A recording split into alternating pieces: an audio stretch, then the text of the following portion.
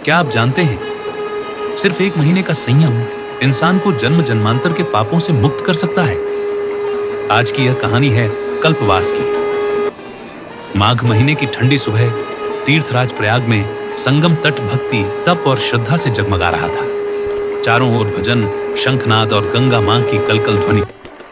गृहस्थ समस्त मोह माया से मुक्त होकर भजन पूजन करेंगे। सुविधा की आस होगी, न किसी प्रकार की अपेक्षा। दिन में 3 बार गंगा स्नान, एक समय भोजन व दिन भर धार्मिक पुस्तकों का अध्ययन, प्रवचन सुनने में समय व्यतीत करेंगे। नदी किनारे एक पीपल के वृक्ष के नीचे एक वृद्ध सन्यासी आसन लगाए बैठे थे।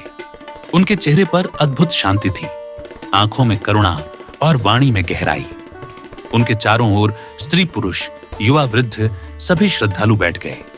सन्यासी ने सभी श्रद्धालुओं का स्वागत किया और अपना प्रवचन शुरू किया और शांत स्वर में कहा, वत्सों, यह संगम केवल नदियों का नहीं, यह आत्मा और परमात्मा का मिलन स्थल है।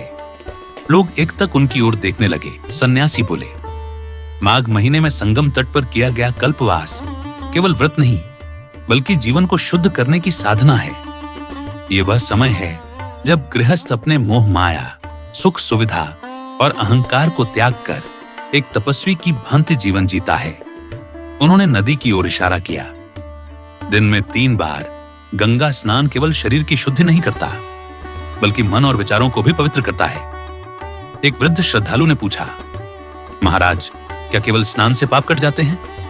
सन्यासी मुस्कुराए, नहीं पुत्र, सत्य, संयम, सेवा और भक्ति, इन चारों से ही कल्पवास पूर्ण होता है। उन्होंने आगे कहा, पुराणों में कल्पवास के 21 नियम बताए गए हैं। 1. झूठ न बोलना। 2. हर परिस्थिति में सत्य बोलना। 3. घर गृहस्थी की चिंता से मुक्त होना। 4. गंगा में सुबह, दोपहर व शाम को स्नान करना।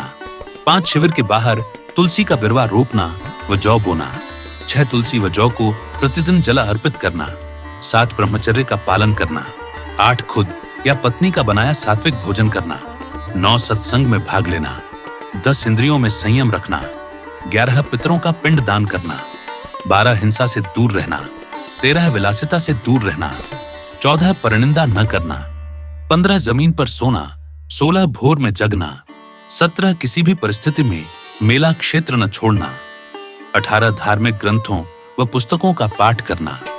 19. आपस में धार्मिक चर्चा करना। 20. प्रतिदिन संतों को भोजन कराकर दक्षिणा देना। 21. गृहस्थ आश्रम में लौटने के बाद कल्पवास के नियम का पालन करना।